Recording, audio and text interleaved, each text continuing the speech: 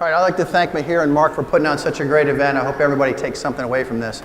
Again, I'm Rich Meyer, and I'd like to start off a little bit with a little story. It's gonna affect all you guys, because one of the things about real estate and note investing is it's very rare that anybody will let you make money off them. It's tough. You guys that are wholesalers, you know exactly what I'm talking about. It's hard to find someone that'll let you make money off them. My first story, I call it the Sawgrass Mills shopping cart story. These are the carts, and you know it's funny, I gotta thank my friend Jose for giving me a picture, because generally I tell the story without a picture, and I get people going, what is he talking about? And it's imperative that you know the shopping cart, or the story's not funny. What happens is every Christmas, my wife and I go, late November, we go to the Sawgrass Mills Mall, and we go shopping there. We park in the same spot, we eat pizza from the same place. It's our routine. So the deal is I park, she goes and gets the pizza, and I'm in charge of going to get the shopping cart. Well, the shopping carts now are $6, but in my story they used to be $5, and if I change the price, I'm gonna make a mess. So $5 is what it costs for the shopping cart. So I'm on the way to the shopping cart to pick it up, and she's getting pizza, and a gentleman walks up to bring his cart back, because the way this thing works is that if you bring it back, you get back $1. I think it's a good business model because it doesn't take extra labor to bring the carts in until the end of the day. So you rent it for $5, and you come push it back in, and you get $1 back. Makes sense. I saw a man approaching the cart return, and I said, wait, sir, 1 second, please. Don't put it back in the machine. And he says, why? I said, because you're only going to get $1 out of the machine. I'll give you $2. I'll give you $2. And he stands there and he thinks for a second. And he says, wait a minute. If I give you the cart for $2, that means you don't have to pay $5. I said, that's exactly right, sir, but you're concentrating on the wrong thing. What you have to realize is I'm going to give you back 100% more than you would get if you stuck it in the machine. He thinks about it for a second, and I'm digging for my $2. He says, no thanks. Wham, into the machine, the cart goes. All right. And when we get to the bottom of the story, you'll see I'm scarred for life from this thing. So in any event, I look over at my wife, and she stands up where our pizza is, and she goes like this. Like, where are you? And I said, I'll be right there, give me a second. That's across the whole mall, so all she can see is my hand going up. So I go back to the machine, and I'm getting ready to pay my $5, and a young lady comes up. And I'm thinking, maybe I didn't offer the last guy enough money. So she walks up, and I said, I'll tell you what, don't put it back in. I'm going to give you $3 if you sell me the cart for $3, because you're only going to get $1 out of the machine. She thought about it for less time than the other guy and said, no thank you, and slammed it in there. So I'm still to this day, I can't figure out why neither the gentleman or the man would go ahead and sell me their cart.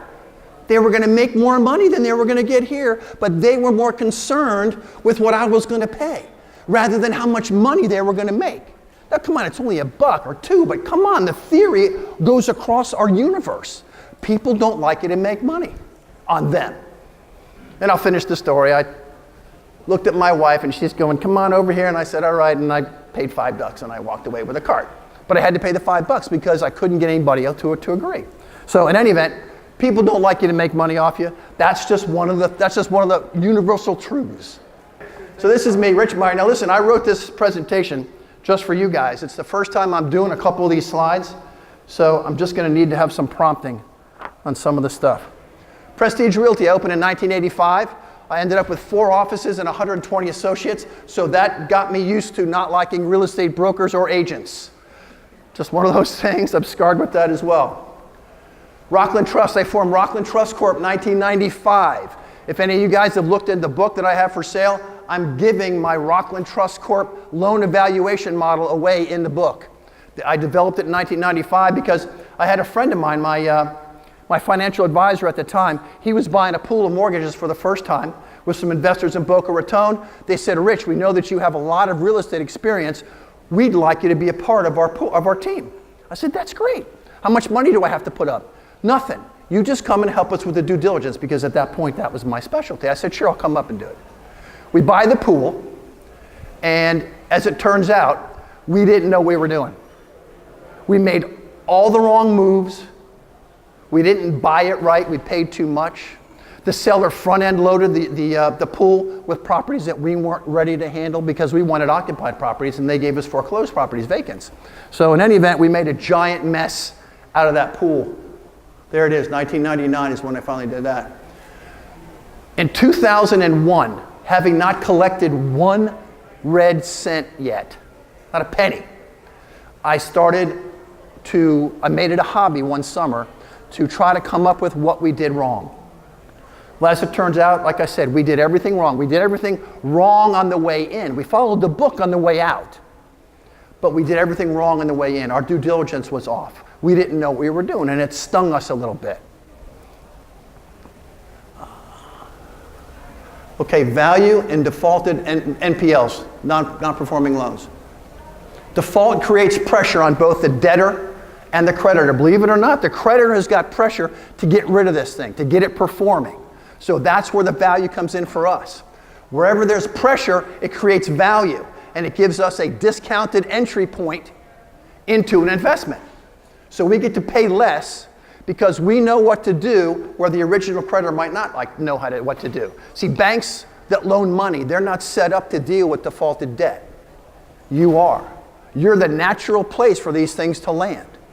So the skill that you possess or that you're trying to learn to possess is a skill that the banks don't have, which is why they're going to offer them to you. A quick note on pools. When I was a real estate broker, everybody wanted to buy pools of REOs. Pools, I want to buy pools. Well, they want to do that with notes too, right? Everybody, I want to buy a pool of notes, this is great. Well, let me give you some advice. Every pool that you look at has been professionally merchandised. And what that means is if you buy a pool with 25 loans in them, 5 loans are going to be loans that you don't think you can live without. I got to have the pool for these 5, they're so great. Well, guess what? The other 20, those are so bad that you don't even want to drive on the street that the property is located on. That's how bad it is. So you have to beware. You have to know that it's merchandised, and you have to price it accordingly. Nowadays, most of the bids that are coming out, they all want you to be loan level. And I'll talk about loan level when I get to it. Sorry about that. Okay. It's really like this. And that's a piggy bank. It's not one of them pigs that get slaughtered because of stuff that they did bad. Only the big players get the opportunity to bid on quality loan pools. Know this. I've been buying loans for 30 years, made my mistakes, had my successes. But I'm still not in the same ballpark as the big players. You're not either. I don't care who you are. You're not in with the big players. You're not getting first shot at a pool that comes out. Now, there might be guys that are spending millions and billions of dollars on these things. I don't know that they're here today. If you are, congratulations, but most of us are not. So recognize the fact that you're at the bottom of the barrel. You are. Whether you like it or not, you're at the bottom. Big players have cash. They have cash to put together letters of intent, and they'll be able to close on every single pool that they get that they like. We can't. There's pools that I see that I wish I could close on, but I just haven't got the cash. But what if some loans don't fit into their business model? Big hedge funds gets a bunch of loans at one time. Some of the loans, they're going to cut them out. And they're going to make their way down to guys like us. It's going to have to go to 2 or 3 people's hands. But know this, you're not going to get the cream of the crop, so you have to learn what to do with the loans that aren't that great. You have to learn what to do with the property that's occupied. And even though the defendant, I'm not going to mention who's trying to sell me this loan, the defendant is still living there, they want to, in their words, they're calling this a friendly foreclosure. So they're going to friendly foreclose. What they're saying is, I want to stay in the house for a year, and oh yeah, by the way, I haven't made a payment in 6 years, and I have 9 dogs. Oh, no, I didn't want it 2 years ago. And of course, they're saying I can buy it for 60, and I think I'm close to 16 or 17 cents.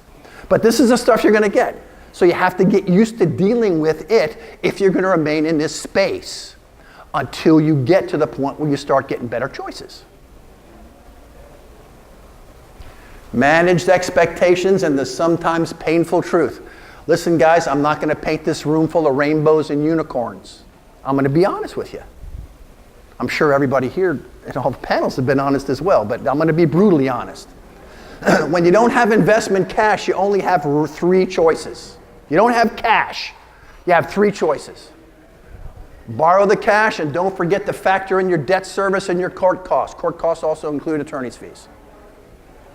So you're going to have to borrow it. Be sure that you factor your cost of money in when you get ready to bid on something. Because if you don't do it, it's going to stink. Use your education.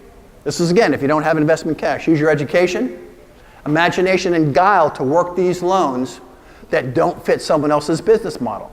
You're not going to get the prime choice of notes. You got to work those loans that are a little bit tougher, which means you're going to have to find the education quicker in order to succeed. Or you can muddle through for a bunch of years like I did. Or here's the topper, you're going to have to find something else to do because you're not going to make any money. You're just not. And yet the whole purpose of this thing is we're trying to make money. Be realistic about your investment goals. Number one, create cash flow from my investment cash. Is that what you're looking to do? Just create a cash flow, a nice return, better than the banks, learning something the whole way. I see people taking pictures on my PowerPoint. At the end of the program, I have an email address up there. If you simply send me an email, I'll be happy to send you the PowerPoint. Okay, so don't take pictures. I'll be happy to send it to you, the original one. Number two, do you want to create cash flow out of thin air? That's a little tougher to do, but you can do it. There are plenty of ways to do it. Or you want to earn a living and not just a return.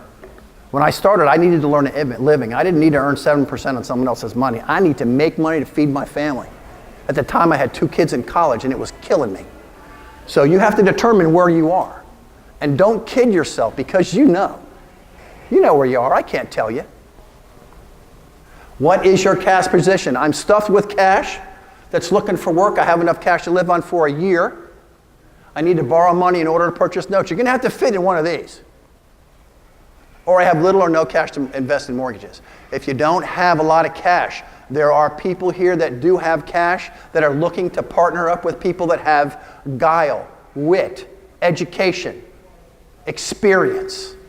So you don't have to have cash, but you have to be creative with how you're going to buy your mortgage notes at that time. I'd like to invest in notes. Where should I begin? Get yourself in the game. An old business partner of mine had a statement that says, if you're in the game, stuff happens. Attend trade shows. You guys are already here. This is the best place for you to get experience, meet other investors that are in the same space as you are. And you know what? If you have a question, somebody else has that question also. So don't be afraid to ask questions. I was very happy to see that the majority of the faces in this room I saw at my booth this weekend. I'm very happy to say that. Because sometimes I go to trade shows and the people just zoom in, sit in the room, and then they zoom out. You got to talk to the vendors. Everybody has something. I realize I want to sell you stuff, but they have services that they want to offer. So it's very important that you visit all the vendor tables. Like I said, I'm happy to say that I saw the majority of you guys at my table. Seek advice from experienced professionals. There's a couple of guys here that are selling books. I'm one of them. There are other people that are offering coaching. They're all here. And they're not going to be here unless they can help you. And I think they can probably help most of us. So don't be afraid to seek out some professionals and prepare for success. What that means is don't start looking for loans until you're ready to board them, until you're ready to take them on. Because if you do that, you're going to be making a mistake. The stuff is going to be sitting there. It's going to get stale. So get yourself ready. Get your LLC or whatever your tax professional says that's the entity you need to buy in. Get it ready. Start lining up your money sources. Get it ready, because when that pool hits, that's when your heartbeat starts beating faster, and you realize that you're in the game now. So get ready before you start seeing those pools. Okay, with that, I'd like to tell you a little story. So I have 4 kids. My baby's at FSU right now, and it reminds me of a story. And it's a story about doing stuff that everybody else is doing. Went to see my friend at school, and he says, Rich, we have to go to an art appreciation class. I have a test today. I said, and I can come? I drove down from Mercer, which is where I went to school for a little while. He said, yeah, you can come in. I said, okay, great. And it turns out that we get into the class and it's in a big auditorium and it's shaped like a half moon. So he said, Rich, we have to get there early because we have to sit in a specific spot. So I said, okay, we get there and he wants to sit on the second level. And there's 4 levels in this auditorium. And soon the class fills up. So now there's everybody on the aisle seat leaning in and everybody can see the professor.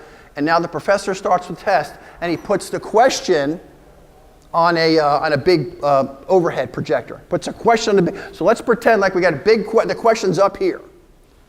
So Vince and I are I'm sitting behind him, he's in the front row. So I said, did you ever come to this class? He goes, no, but I get an A on every test. And I knew the kid was smart, but I'm thinking, I could never not go to class and get an A. No way, I'm not that smart. Well, watch this. We sit down, the instructor puts the test up on the question on the board, and then reads the answers aloud. He'll say, okay, the first answer is, who painted it? John Jones. B is Billy Williams. C is Dick Allen. And all of a sudden, you see the vast majority of the building put their heads down to mark the test. So out of his peripheral vision, he saw everybody go down and put their, so he didn't have to study. He relied on the majority of the people that studied and put their heads down, and he just put his head down and put the answer down when the answer was read. Y'all understand that? He didn't do anything. He just watched the crowd put their head down, and they all went ahead and marked the test, and of course he got an A every time because 80% of the room knew the test. The other 20 were just kiting on the other ones. Okay, prepare for success. Locate a source of investment cash. Locate a source, and if you don't have any, go out and find some. Figure out how you're going to finance these things. And don't ask the seller to finance it for you. They won't. They're not going to finance a note for you. Get a complete note education from the bottom up. Listen, I spoke about unsecured seconds just in my 30-second panel yesterday. And I had 15 people come up and ask me about unsecured seconds. Why? They were intrigued because it only cost basis points to get in. A basis point is a percentage of a penny. So you should pay between 30 and 50 basis points for an unsecured second. Talk about making money from nothing. You buy a $100,000 note for what, $1,000? $5,000? Yeah. A $100,000 note for $5,000.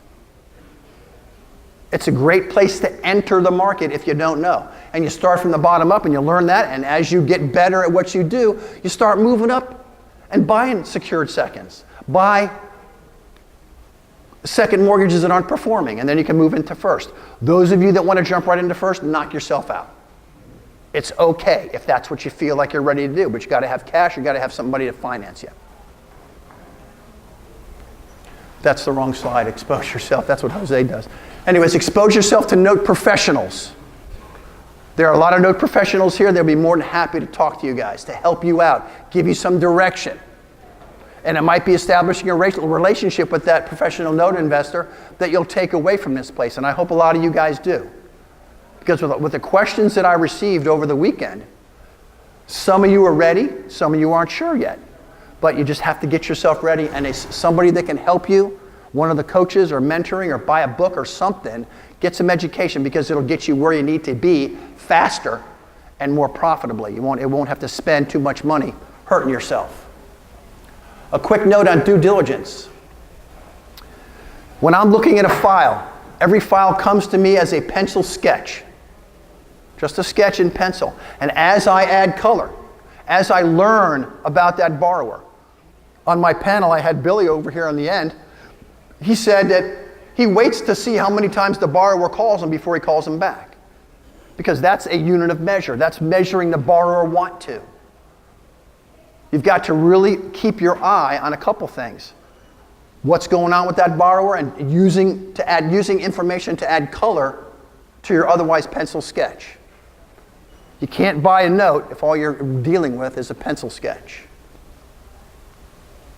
What's the difference between negotiated bids, sealed bids, and open bids? Back in the day when I started, I dealt only with sellers of notes that would give me a negotiated bid. A negotiated bid is when the seller would say, Rich, I need to get 23 cents on this. See how close you can get. That's great.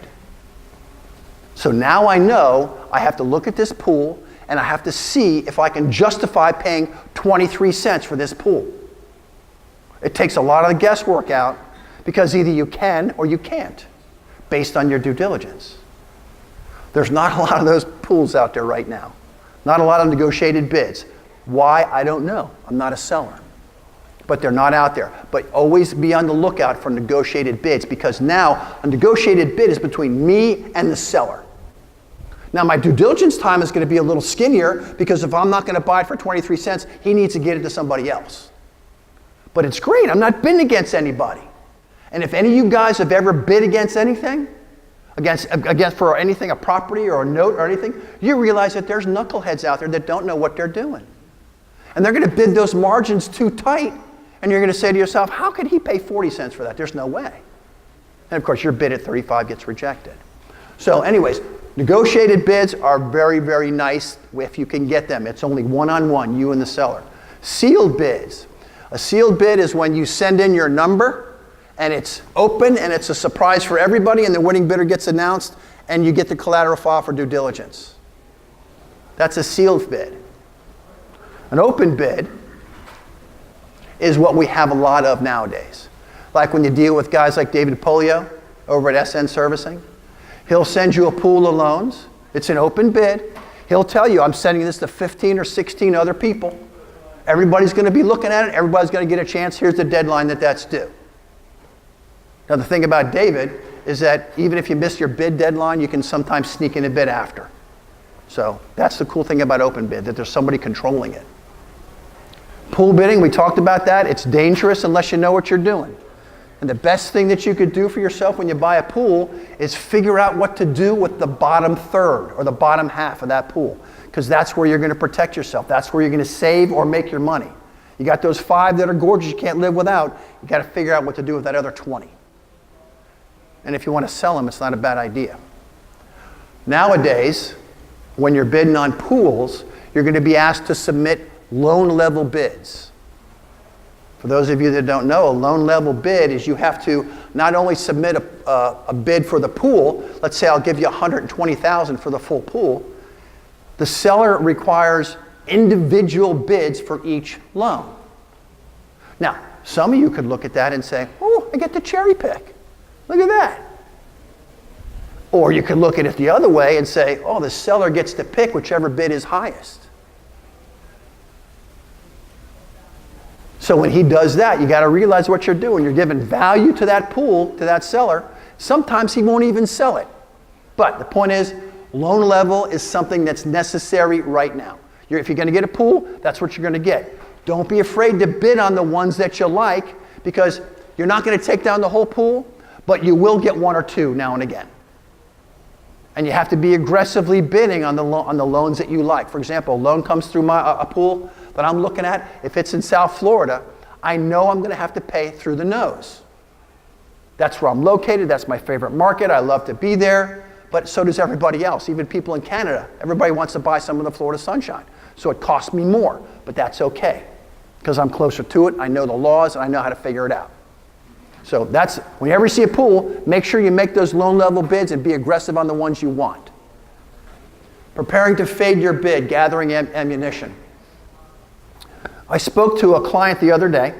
She's an attorney in Idaho, and she was bidding on a pool, and I asked her, I said, Peggy, how did you complete your due diligence? And she told me that she hired Pro Title to do the title work, and I got a broker to do a BPO. I said, yeah, but how did you really do your due diligence? Well, Rich, I didn't do much of anything other than title and value, and I checked the taxes. I said, okay, let me give you a piece of advice, which is what she's paying me for. I said, always be on the lookout for a fade argument. She said, what's a fade? I said, a fade is a discount. So look at it like this, and I might be jumping ahead, I might already have a slide like this. Look at it like this. When you buy a property, you go to contract for $100,000. You go ahead and you get an inspection period. You learn about all the warts that this house has, and then you adjust your final offer and taking into consideration everything that you learned on that inspection. When you do your due diligence on the collateral file, that is what you need to learn. You need to find out where the warts are. And do you think that the seller's going to tell you? No. Seller's not going to tell you. You have to find it out yourself. But every house has warts, and every loan has warts. It's just whether or not you want to take it as is, or you want to be compensated for having to take that loan with those warts. But you have to know where the warts are. That's where your collateral file due diligence comes in. Now, a lot of the investors I spoke to today, I asked them, where do you get your due diligence done? Oh, I get Billy Bob's law firm or some other specialty servicer or something else. Great. But you know what they're doing? They're going ahead and giving you the facts, but they're not helping you with the value. They're not helping you with a fade argument. A fade argument relies on something substantial. You just can't say, okay, I agreed to pay 22, but after thinking about it again, I think I paid too much, I got to pay 18 cents now. No, you got to have an argument. It's got to be solid. I think I'm going to show you a few. What is a fade? Sorry, I'm ahead of you. Always be on the lookout for your fade argument items. Now, for example, when you put together your indicative bid, you're going to find things that are going to be inconsistent. Maybe the borrower's name on the mortgage doesn't match the way it's recorded in public records. There's lots of little things, but you don't say nothing. You don't say nothing during your indicative bid period. You send them the bid, and you hope you get the chance at due diligence. But you keep it to yourself during the indicative bid process, because it's not going to do you any good to tell them now. You wait. Okay, here I talked about this already. Property versus NPL investments, fade preparations. It's just like the contract accepted, indicative bid is accepted. Property inspection, collateral file examination. Now, this is something that you need to learn to do on your own. Because the only person that looks out for your money better than you is your wife or your husband. Well, really it's your wife, because... So that's the only person that looks out for their money. So if you're hiring somebody that's going to charge you $300 a file, all they're going to tell you is the assignments that you're missing, and you have to fill in the chain, but they're not going to give you arguments to reduce the price to get compensated because of the warts that are on that file. Just like you'd never buy property without title insurance, you should never buy a note without looking at it yourself. Great, Rich, what do I look for? I'll tell you. Because the other people are not looking for your fade arguments. You have to look for them. Reduce your offer accordingly, reduce your fade. See, it makes sense. Everybody knows how it's done. We close or we walk. That's it. You don't got to take the warts on because this is the only pool you've seen in 6 months. No, stop it. There's plenty of guys that want to give you loans to sell. Don't be desperate at all. And God forbid you show the seller that you're desperate. Now you're done. Matter of fact, they're going to shop your name to all the other sellers, and they're all going to give you all the stuff with the warts on it that they could find. Some practical fade arguments. I'm going to give you some ideas right now today, but my book, Shameless Self-Promotion, my book gives you chapter upon chapter upon chapter of these arguments that you need to be able to produce for yourself. Here's the first one. Attack the seller's value through their comparables. Whenever the seller, when you see a tape, he's going to have a value on there, and he's going to have the date that the BPO was completed so you can get an idea of how wrong they are. Ask for a copy of the BPO. They'll be happy to send it to you because they think it's innocuous. He's not going to be able to do nothing with our BPO, just read the numbers. That's not true. Because the seller of that note is not concerned with the true value of that property. He's going to call an AVM company or a broker, and any brokers in here that do BPOs? Yeah. What do you want to give them? You want to give them the highest value because you think if you give them a high value, you get more BPOs from that guy. No. The seller's not interested in the truth. He just wants a high number. So, when you look at that BPO, you see if there's any transfer titles. They'll give you 3 properties, usually 3, sometimes 4. Take a look at that transaction and see who the parties were. If a party was a bank or an investor buying or selling, it's not a qualified sale. Because you can't be certain what else happened in that transaction that caused it to close. Was there $15,000 in closing costs credited to somebody? You don't know. But you can't take the chance, and you shouldn't take the chance. So I'm going to take that BPO and I'm going to take it apart piece by piece and see who the buyers and sellers are. And I'm going to suggest to them, when it's time, that your comparables were off. Your value is wrong because of this. This is the true value. And as you know, the biggest argument you're going to have with the seller is based on the value of the property because we're buying it as a percentage of the value. So your value arguments have got to be solid. And this is just the first salvo because I'm not letting up on this thing. So you get their BPO, you see who the comparable parties are, and now you start breaking it down. That's number one. Number two, missing or incomplete documents. If you don't have all your chain of title documents, there's a problem. Is it remediable? Sure. But who's going to remedy, the seller or the buyer? I'm going to make him do it. And if he can't do it or doesn't want to do it, okay, I'll take it. But I got to be compensated for it. And these are things I can't learn until I win my indicative bid and be afforded the opportunity to look at the collateral file. Missing original documents, the note. In Florida, it used to be fatal if you file a lawsuit and there's no original note. Fatal. Judge says, got the original note? No, file, dismissed. Got to file again.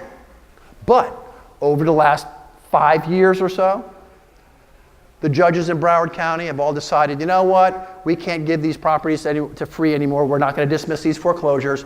We're just going to have the attorney sign an affidavit. Okay, great. So now what does that mean is you don't need to have the original note. Now, whether or not my seller knows it or not, I don't know. I'm not going to lie to him. I'm going to ask him. It's going to be part of my offer. This offer is contingent upon you delivering the original note. Well, Rich, I don't have the original note. Okay, I need to be compensated for that. Well, why? In Florida, you don't need it anymore. I'll tell you why. Because if there's a chance that you bump into a defendant, a homeowner, that hires an attorney, sure, you're going to prevail. You'll win on the law, but you're going to have to defend yourself. This guy might file 2 or 3 motions. You've got to have your attorney go to court and defeat him. So the point is, because you don't have the original note, you have to spend more money. And if I have to spend money, I got to get a discount because as far as I'm concerned, this is a wart. Now, am I going to allow it to kill the deal? Probably not. But you understand, I'm just making an argument. And it's solid. But you decide how much weight you want to put on it. Items not matching public records. You'll find that out during your indicative bid process, whether the mortgage note is the mortgage is recorded properly, it's got the right property address, all those things. This is just some bookkeeping things, but it's arguments that you can make. It's because all this stuff is negotiable. Broken chain of title, that just means you don't have an assignment. You can get it. It's not going to hurt you, but it's going to take you time. Time is money. If they're not going to produce it, you have to produce it. You have to charge for it. If you want to work for free, make sure you take my email and send me something today because I'll get work for you if you want to work for free. But most of us do not. Today's note transaction roadmap. You execute a non-disclosure with a seller. Call David Polio. SN Servicing, he'll send you a non-disclosure and you'll sign it up and he'll start getting you loan tapes tomorrow. But Rich, I can't find anything to buy. Call him up. The guy gives me 4 pools a week. Call him up. You might have just met him today. I think he's gone now. But SN Servicing, David Polio, again, if you want a copy of my PowerPoint, tell me you want David Polio's contact information. I'll be happy to give it to you. Receive a loan tape, which is essentially nothing more than an Excel. Sometimes 9,000 columns long. But what you do is you take that 9,000 column Excel and break it into 1 page. You remove the items that are necessary for your evaluation and you disregard the rest. If you're buying a vacant property, you don't need to know when the last payment was made. It don't matter. It just don't matter. So quit wasting your time on stuff that don't matter. Put your own Excel sheet together. Adding color. That's what I told you. I want to learn about that borrower. Let me make sure I'm not going to get too ahead of myself. We'll talk about color again in a minute. You submit your indicative bid and holy smokes, you won. You start gathering your fade arguments because as you go through the file, I will point you to where they all are. Every single one. Some will turn out to be flowery. Others will turn out to be a wart with hair on it. You want to make sure that you get compensated for that wart. Your collateral file is received, and now is when you really get into due diligence. Now is when you get to see the servicer notes. Now is when you really get to decide how much this loan is worth to you based on the problems, and every loan has problems. You're kidding yourself if you think you're getting unicorns again. Your due diligence will bring that all to the surface. It'll let you know what you're doing. Then you submit your final bid. Hopefully they'll take it and you'll be on the way. First out of the box, confirm. When you get ready to file your indicative bid, these are items that you need to confirm first. Because if these don't pan out, what I'm going to have to do is reduce the price so low that I'm not even going to bother because it's going to get rejected. Your lien position, you've got to confirm what your lien position is. It's okay to buy a second as long as you know it's a second. God forbid you ever buy a second thinking it's a first, just like foreclosure bidders do in South Florida. It makes for a fun story, but it stings when you do it yourself. So confirm your title standing. I use Pro Title to do my title work. Sign up for a nice agreement. He'll take good care of you. Occupancy status. Very important for a note buyer to determine the occupancy status. I'm going to get into occupancy status in pretty heavy here in a second. But you got to know what it is. And on your indicative bid sheet, the seller will tell you whether it's occupied or vacant. Confirm it. Confirm that it is what the seller says. And even though your model is based on buying properties that are occupied, if it says it's occupied on the spreadsheet and you send somebody to the house and there's nobody there, that's okay. You just got to price it accordingly because you told me it was occupied and it's not. Go down. Real estate tax status and remaining remedies. That's important. You have to know what the tax status is because that tax bill can extinguish your mortgage. I don't care who you are. I buy tax deeds in South Florida and see banks get extinguished all the time. Now, I like to think that the banks make a business decision and say, you know what, we haven't been receiving payments for 6 years, we're going to let this thing go. Whatever we can dig up on a surplus, great. But you guys have to confirm what the tax status is before you bid. And more importantly, you have to discover what the remedies are. Because just because taxes are owed, it doesn't mean you have to write the full check. There are some states, such as Florida, that if a tax deed application hasn't been made yet, you only have to pay 1 year. You don't got to pay the whole slew. So it's important that you recognize what the remedy is so you can save cash. And you can know when this thing's going to go to sale so you can prepare accordingly. God forbid you have to write a check to cover the tax bill because it's too cash intensive. Property value. It's a real good idea, and I would never, ever, ever bid on a loan without having somebody lay eyes. Don't buy it with a picture from Google. Don't. You can hire a real estate agent that with the promise of a potential listing will go out there for $10 and a lollipop. And they'll take a picture of all, the next door neighbor across the street, up and down the street. Get a broker, they'll do it. And if you don't find one, there's 50,000 in each neighborhood. Everybody knows 11 million brokers. Just call one in that neighborhood. I promise to get you a listing if I get it. Who knows, right? So that's what you do. 5 minutes, man, really? All right. You have to know whether you're in a judicial or non-judicial state. I'm sure by now most of you know what that is. If you want only non-judicial, bid stronger on non-judicial states. If you don't mind a little bit of judicial tussling, recognize your costs are going to be a little higher, your timeline is going to be extended, but bid accordingly. Some people will look at judicial states like they have warts on them. But guys like me, I like judicial states, mostly Florida because it's judicial. So what you don't like, I might like. Call me, we can do something. Bankruptcy is a whole other animal. There are people that are experts in bankruptcy and they buy loans only in bankruptcy and all that stuff. I am not that guy. I am not going to lie to you. Whenever I get a bankruptcy filed, I ship it to my lawyer right away. If there's a file that I'm buying that's in my pool that I have to take if I'm buying a pool and I have to take it, I'm going to price it at zero because I don't know how to do with it. There are guys out here that could help me with it, but I just don't know and I don't want to lie to you. So bankruptcy is an animal in and of itself. Listen, if I'm getting 13 payments, chapter 13 payments, that's great, but in any event. Okay, the value of property occupancy, vacant versus occupied. Occupied by the original borrower being occupied versus being occupied by the tenant. If you buy a property or a note and the occupant is a tenant, do not collect rent from the tenant. You own the note. You don't own the property. And if a good consumer debt attorney gets wind of you collecting rent on a house that you don't own because the rent is entitled to the owner, you'll be in trouble. I'm talking serious trouble. I'm talking punitive damage trouble. Because you knew or should have known that money did not belong to you. So if the property is occupied by a tenant, there's less value to me than if it was occupied by a borrower. Because my borrower I can do all kind of stuff with. Me and them have a relationship. Me and the tenant do not.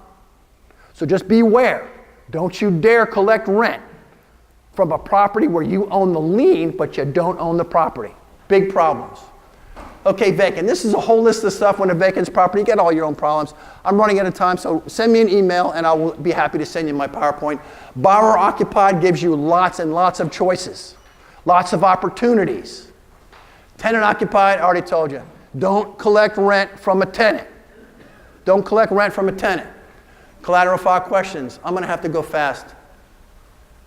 This is the contents of the collateral file: servicing notes, original documentation for the loan origination, and the original loan closing documents.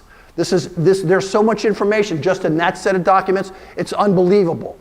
Your due diligence has to be done by you. If you want to follow up on someone else that does it, that's great, but I suggest that you at least look at the file. Understand what needs to be pointed out, because you're going to make yourself a better investor if you do. This is going to be too long. They're going to yell at me. All right. I believe that human understanding and reasoning are still some of the most powerful forces in the universe, because I know that there's someone that's going to come up with a computer program to help you with your due diligence.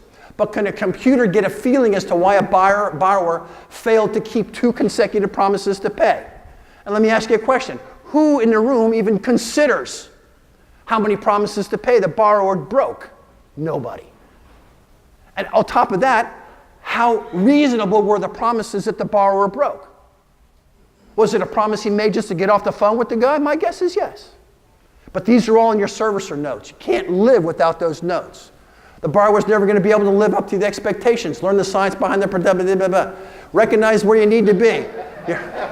You know what's funny about that? My kids know that language. I go, and they'll stop doing what they're doing. All right. Okay, I'm closing now, Mark, okay? Terms dictate price. These are some tips for you guys. We're projecting that if you take your REOs and offer seller financing, you're going to get 15% more on your purchase price. Learn to use the seller's lack of original documents to your advantage, like the original note. It's not required in my state, but I'm going to have to pay an attorney to help me with it. So price it into your bid. Increasing note due. This is my top tip. We talked about it. Beat the heck out of the seller's comps. I'm telling you, they don't do it right. They farm this stuff out, and they're not interested in the true value. They're looking for a value that benefits them. My daughter helped me with this one, by the way. Still closing. When pricing occupied loans, give consideration to your predecessor's loss mitigation, their collection, and their settlement strategies. For example, if you get a loan and you saw that the borrower tried to submit 5 loan modification, they fill out all the applications, they send in all the stuff that they want, they're going to be frustrated. But it tells me something. It tells you that that borrower wants to get this thing done. I love to see loan modifications. So you should love to too, and price it in because it's valuable. Spend time developing your business model, overage, concern with tax status. Learn how to get a feel, that's color, or want to, desire from that borrower, and you can measure a lot from your collateral file. Learn to price items in that don't add up, make sense, or scare you. If you don't know what it is, it smells funny, there's probably a reason that it smells funny. Price it in. Understand and make wise use of color. Lower priced assets need love too. Be aware of merchandise posts. Okay, here's my self-promotion, I'm done. This is the book I'm selling. It has everything that I spoke about. It's $400 at the trade show, $800 on my website. It has everything in it I spoke about. If you liked anything that you heard today, please follow me on my website. I have all the Twitters and all that stuff, I think. Stop at my table. I'll be happy to talk to you. I'm here for a few more minutes. I also offer collateral file due diligence support. exit strategy fulfillment, mentoring, LPN training, and consultation services. There's me. There's my email address. If you want a copy of my PowerPoint, I'll be happy to send it to you. Just send me an email. It'll be my pleasure. Thank you all very much for paying close attention. I appreciate it very much.